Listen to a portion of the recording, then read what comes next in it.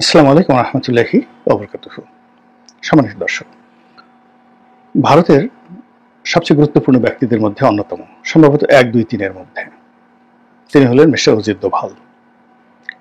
অজিত দোভালকে বলা হয় নরেন্দ্র মোদীর দুই চোখ, বা অজিত দোভালের যে ব্রেন, মস্তিষ্ক, এটিকে বলা হয় অমিত শাহ, অজিত দোভাল, তারপর নরেন্দ্র মোদী এবং জয়শঙ্কর।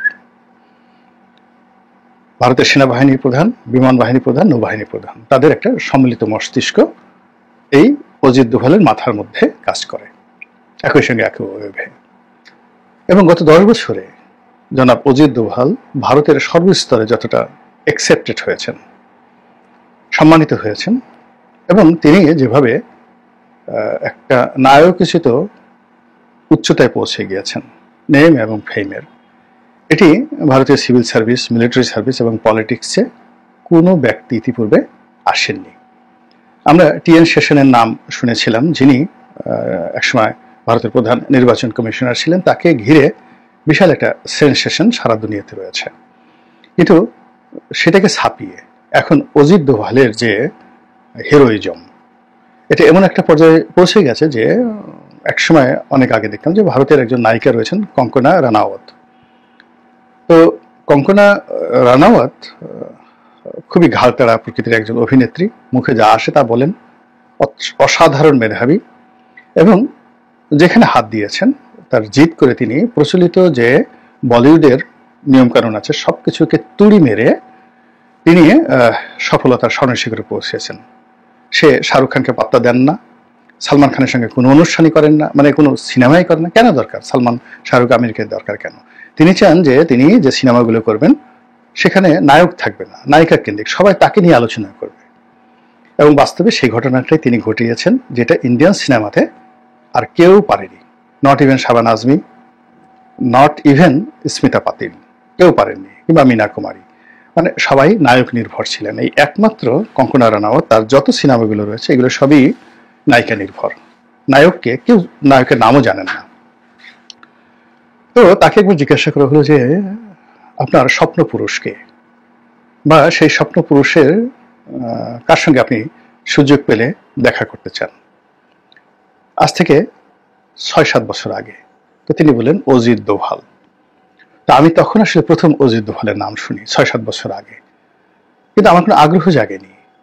কিন্তু শেখ হাসিনার পতনের বছরখানেক আগের থেকে সেই অজিত দোভালের নাম বাংলাদেশে ব্যাপকভাবে আলোচিত, আর এখন তো সবাই আমরা তার সম্পর্কে জানি ইন ডিটেইলস। তো সেই অজিত দোভাল অতি সম্প্রতি, মানে ভারত এবং পাকিস্তান যুদ্ধ বিরতির পর 2 দিনের জন্য কলকাতাতে এসেছেন, এবং এটা নিয়ে কলকাতার বেশ কয়েকজন সাংবাদিক তারা ব্যাপক আলাপ আলোচনা করেছেন যে উদ্দেশ্যটা কি, তিনি এই বাংলাদেশ সীমান্তে কেন এলেন, তিনি পশ্চিমবঙ্গে কেন এলেন, কি এমন পরিকল্পনা রয়েছে, প্ল্যান রয়েছে। এটা নিয়ে তারা নানা রকম আলাপ আলোচনা সেখানে করেছেন। তো এই গেল অজিত দোভালের ঘটনা। এটা নিয়ে আরো বলবো, কিন্তু তার আগে দ্বিতীয় বিষয়টি বলে নেই। সেটি হলো যে গত কয়েক মাসে বাংলাদেশের সবচেয়ে আলোচিত যে ব্যক্তি, তিনি ছিলেন বাংলাদেশে নিযুক্ত পাকিস্তানের রাষ্ট্রদূত। এই সময়টিতে তিনি বিএনপির সঙ্গে বৈঠক করেছেন। তারপর জামাতের সঙ্গে তার যে সম্পর্কটা, সেই সম্পর্কটা মানে অ্যাজ ইট ইজ আপন জড়োয়া ভাইয়ের মতো। এবং সবচেয়ে বড় ব্যাপার হলো যে বাংলাদেশের রাজনীতিতে পিটার ডি হাস একটা সময় খুব আলোচিত, কিন্তু তার ক্ষমতা ছিল না।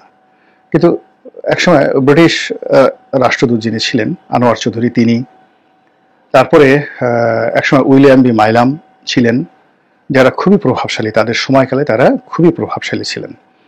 কিন্তু পিটার ডি হাস কিংবা ড্যান ডাব্লিউ মজিনা, তারা আলোচিত ছিলেন, সমালোচিত ছিলেন, কিন্তু তাদের ক্ষমতা ছিল না, তারা ইনফ্লুয়েন্সিয়াল ছিল না। আরেকজন ভদ্রলোক ছিলেন, কালো করে বাংলাদেশে এসেছিলেন, তাকে সবাই কালা জাহাঙ্গীর বলতেন, তিনি হালকা করে বাংলা বলতেন, খুব মজার একজন মানুষ ছিলেন, তিনিও খুব প্রভাবশালী ছিলেন।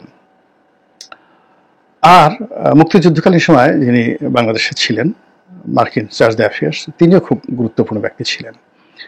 কিন্তু এই গত 7-8 মাসে বাংলাদেশে নিযুক্ত পাকিস্তানি রাষ্ট্রদূত, তার যে ক্ষমতা এবং তার যে ছুটোছুটি দৌড়াদৌড়ি, তার প্রভাব প্রতিপত্তি, এবং তাকে অনেকে দাওয়াত করে যে সম্মানিত বোধ করতেন। এরকম দৃষ্টান্ত কূটনৈতিক পাড়ায় এই গত 54 বছরে হয়নি। এই 7 মাসে তার পাকিস্তানের রাষ্ট্রদূতের যে গুরুত্ব, সব গুরুত্বকে ছাড়িয়ে গেছে। ভারতের কোনো রাষ্ট্রদূত বাংলাদেশে কোনো অবস্থাতে, শেখ হাসিনার জমানাতেও এরকম কেউ প্রভাবশালী ছিল না যিনি পাকিস্তানের রাষ্ট্রদূত হয়ে গেলেন। এবং তিনি এই হঠাৎ করে যখন অজিত দোভাল কলকাতাতে, তিনি ঠিক সেই সময়টিতে বাংলাদেশ ত্যাগ করলেন, ছুটিতে চলে গেলেন। তো এখন এগুলোর নেপথ্য কারণ কি, কি হতে পারে? বাংলাদেশ নিয়ে কি নতুন কিছু হচ্ছে? এমনিতে তো আমরা আমাদের যে সমস্যাগুলো, সেই সমস্যাগুলো নিয়ে রীতিমতো ঘুরপাক খাচ্ছি।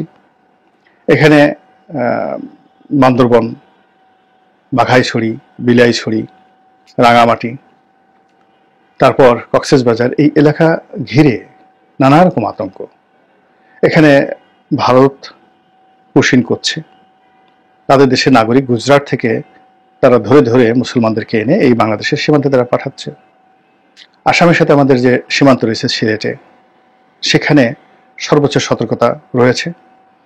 আমাদের অনেকগুলো সীমান্তগুলোতে, বিশেষ করে শিলিগুড়ি করিডোর থেকে শুরু করে অন্য যে জায়গাগুলোতে রয়েছে, সেই জায়গাতে ভারত 35,000 সৈন্য, তাদের যে নর্মাল বিএসএফ, বিজিবি বা বিএসএফ রয়েছে এবং অন্যান্য যে সকল সামরিক ঘাঁটি রয়েছে, এগুলো ইন জেনারেল, তার বাইরে রিজার্ভ ফোর্স থেকে, অন্যান্য ক্যান্টনমেন্ট থেকে 35,000 সৈন্য তারা এখানে সমবেত করেছে বাংলাদেশের সীমান্ত অঞ্চলে অনেক দিন ধরে। এবং ভারী অস্ত্রশস্ত্র, দূরপাল্লার কামান এবং ক্ষেপণাস্ত্র এবং ড্রোন এখানে তারা এই পাকিস্তান ভারত যুদ্ধের আগের থেকে এখানে সমবেত করেছে এবং ওইগুলো এখন পর্যন্ত তারা সরায়নি। বাংলাদেশ ভারত সীমান্তের বেশিরভাগ এলাকা সিল করে দেওয়া হয়েছে বিজেপির সতর্ক প্রহরায়, এবং প্রায় 4,000 কিলোমিটার যে বিশাল সীমানা, এর মধ্যে পশ্চিমবঙ্গের সঙ্গে কেবলমাত্র আছে 2,200 কিলোমিটার পশ্চিমবঙ্গের সঙ্গে। তো এই সীমান্তগুলোতে যে কি হচ্ছে আমাদের পত্রপত্রিকা ওভাবে প্রকাশ করছে না। ভারতীয় মিডিয়াতে প্রতিদিনই এগুলো নিয়ে আলাপ আলোচনা হচ্ছে। তো এই প্রেক্ষিতে ভারত পাকিস্তান যুদ্ধ শুরু হলো, আর এই প্রেক্ষিতে একেবারে 18 ঘন্টার মধ্যে এই যুদ্ধ অবসান হয়ে গেল। এখন ভারত তার যে ওয়েস্টার্ন ফ্রন্ট, সেই ওয়েস্টার্ন ফ্রন্ট নিয়ে তাকে আর চিন্তা করতে হচ্ছে না। ওখানে সমঝোতা হয়ে গেছে, ট্রিটি সাইন হবে। এবং আমি এর আগেও বলেছিলাম যে এই যুদ্ধটা হবে খুব সংক্ষিপ্ত। তারপরে তারা শান্তি চুক্তি করবে, এবং সেই শান্তি চুক্তিটা যদি সিমলা চুক্তির মতো হয় 1971 সনে, তারপরেই ভারত এখানে অ্যাকশনে আসবে ইস্টার্ন রিজনে, অর্থাৎ এই পূর্বাঞ্চলে। 2 নম্বর হলো যে ভারতের এবং পাকিস্তানের যে যুদ্ধ, সেই যুদ্ধে ভারতের মধ্যে এক ধরনের ফ্রাস্ট্রেশন লক্ষ্য করা গেছে, ভীষণ রকম। সেখানকার সেনাবাহিনীর মধ্যে ফ্রাস্ট্রেশন রয়েছে। সেখানে যিনি পররাষ্ট্র সচিব রয়েছেন বিক্রম মিশ্রি, তিনি এবং তার কন্যাকে নিয়ে এমন ট্রল হচ্ছে ভারতে যে এই দুজন পিতা পুত্রী এখন বলতে গেলে তাদের আত্মহত্যা করার মতো একটা অবস্থা তৈরি হয়ে গেছে। তাদেরকে বেঈমান বলা হচ্ছে, মুনাফিকে বলা হচ্ছে, দেশদ্রোহী বলা হচ্ছে।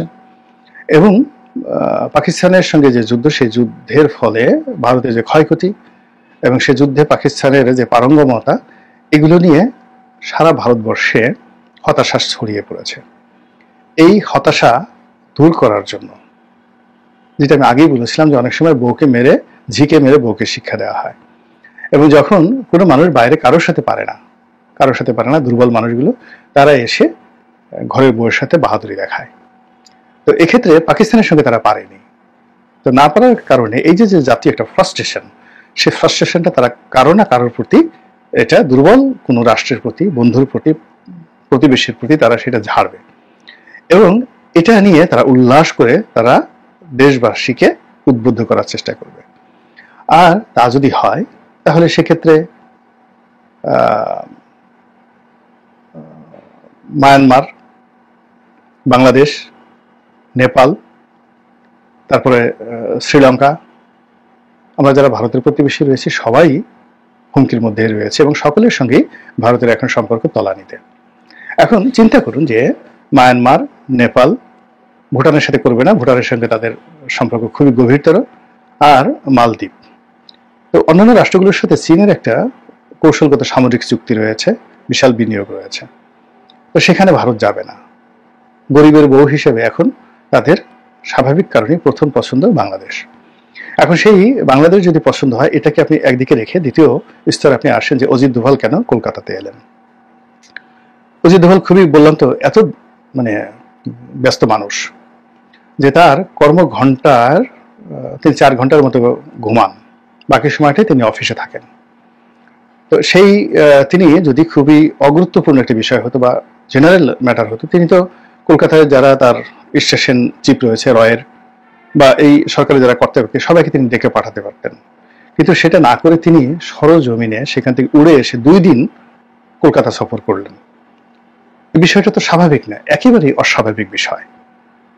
এখন সেই অস্বাভাবিক বিষয় ভারতীয় পত্রপত্রিকা বলছে যে এখানে কলকাতাতে পাকিস্তানের গোয়েন্দা সদস্যদের আনাগোনা মারাত্মকভাবে বেড়ে গেছে এবং কলকাতাতে পাকিস্তানের এই গোয়েন্দারা অবস্থান করে তারা নাশকতা তৈরি করা, সীমান্তে অস্থিরতা তৈরি করা এবং বাংলাদেশের সঙ্গে যে সম্পর্কটা খারাপ যাচ্ছে সেইটাকে পুঁজি করে বড় দুর্ঘটনা ঘটানোর জন্য তারা একটা ব্যাপক প্রস্তুতি নিচ্ছে এবং এই বিষয়টা তদারক করার জন্য অজিত দোভাল এসেছেন বলে ভারতীয় যারা সংবাদ বিশ্লেষক তারা এই কথাগুলো বলছেন।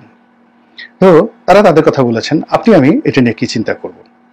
এই চিন্তা আমাদেরকে করতে হচ্ছে যে আসলে এখন এই পাকিস্তানের সাথে ভারতের যে যুদ্ধবিরতি এর ফাঁকে যে ভ্যাকুয়াম তৈরি হয়েছে, এই ভ্যাকুয়ামে ভারত একটা খেলবে এবং আহত বাঘ কতটা ভয়ঙ্কর হয় এটা মোরালেস আমরা সবাই জানি। অন্যদিকে যেটি হচ্ছে সেটি হলো যে এই সময়টিতে পাকিস্তানের যে রাষ্ট্রদূত তিনি এই যে বাংলাদেশ থেকে চলে গেলেন, অলানে ছাড়েন চলে গেলেন, এটা আমাদেরকে ভাবিয়ে তুলেছে। এই কারণ হলো যে আমরা যারা পাকিস্তান নিয়ে খুব উচ্চ ধারণা পোষণ করতাম, তাদের বন্ধুত্ব নিয়ে আলাপ আলোচনা করতাম এবং যে কোনো ব্যাপারে অনেকে মনে করতেন যে পাকিস্তান তাদেরকে একটা ভ্যানগার্ড হিসেবে কাজ করবে বা তাদেরকে নানা রকমভাবে সুযোগ সুবিধা দেবে। তো এই রাষ্ট্রদূতের অলানে হঠাৎ চলে যাওয়া মানেই একটা অপ্রত্যাশিত কোনো কিছু ঘটার আলামত। এবং আপনাদের অনেকেরই মনে আছে যে ঠিক এই সেম ঘটনা ঘটেছিল মিস্টার পিটার ডি হাসের ক্ষেত্রে। যখন 2024 সনে নির্বাচনটা হয়ে গেল, আমির নির্বাচনটা হলো, তখন তিনি মিস্টার পিটার ডি হাস এতটা দুঃখ পেলে যে তিনি চাকরিটাই ছেড়ে দিলেন এবং সেই চাকরি ছেড়ে দেওয়ার পর আমরা জানলাম যে অন্য লোক আসবে, কিন্তু পরে আর সেই লোক আসেনি, অন্য কোনো রাষ্ট্রদূত এখন পর্যন্ত দায়িত্ব গ্রহণ করেনি। ফলে আমেরিকা কিন্তু বাংলাদেশকে এখনো পর্যন্ত একটা রাষ্ট্রদূত পাঠিয়ে এটাকে নিয়ন্ত্রণের মধ্যে রেখে তারা যে বাংলাদেশের সঙ্গে একটা কূটনৈতিক সম্পর্ক স্থাপন করবেন ওই পলিসির পর্যায়ে পৌঁছেনি। বরং যেটি হলো যে এই জুলাই আগস্ট যখন বিপ্লব হচ্ছিল তখন পুরো পরিস্থিতি এমন হয়ে গিয়েছিল যে মার্কিন দূতাবাসের যত সাদা চামড়ার হোয়াইট ওয়েস্টার্ন নাগরিক ছিলেন তারা সবাই কিন্তু চলে গেছেন, ইনক্লুডিং পিটার ডি হাস সহ। কেবল স্থানীয় যারা কর্মকর্তা ছিলেন তারা কিন্তু ওই সময়টাতে ছিলেন, অর্থাৎ জুন জুলাই আগস্ট এই পুরো সময়টাতে। এবং সেই ভ্যাকুমটা এখন পূর্ণ হয়েছে কিনা আমি বলতে পারবো না, তবে পরিপূর্ণভাবে দূতাবাসের কার্যক্রম কিন্তু চালু হয়নি। তো যখন এরকমভাবে দূতাবাসের লোকজন চলে গেল এবং বাংলাদেশে যখন এই তাদের যে পলিটিক্যাল উইং অর্থাৎ দূতাবাসের এই কার্যক্রম তারা বলতে গেলে কার্যত অফ করে রাখলো, ঠিক সেই সময়টাতে নানা রকম কথা আমরা শুনতে পেরেছি যে মার্কিন সরকারের অমুক বাহিনীর অমুক বিভাগের অমুক লোক এই ঢাকা শহরে আসছে ইত্যাদি ইত্যাদি, নানা রকম ডিপ স্টেটে নানা রকম এজেন্ট নানা রকম দুর্ঘটনা এখানে ঘটানোর জন্য তারা এসেছে। এবং এই জিনিসগুলো যদি ধরা পড়ে যায়, 50-50 ধরা পড়ে যায়, তো যারা এসছে তারা হয়তো মারা পড়বেন, তারা চলে যাবেন, কিন্তু সমস্ত ক্ষোভ গিয়ে পড়বে দূতাবাসের উপর।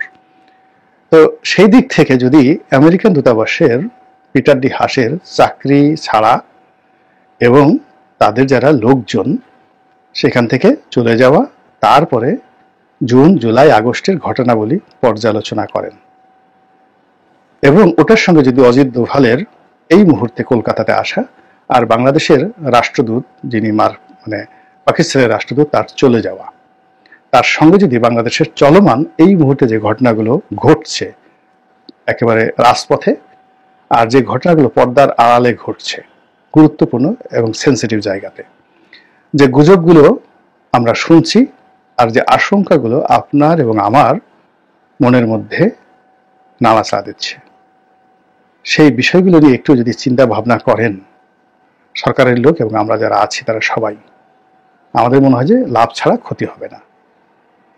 আল্লাহ আমাদের সবাইকে হেদায়েত দান করুন এবং হেফাজত করুন। আসসালামু আলাইকুম ওয়া রাহমাতুল্লাহি ওয়া বারাকাতুহু।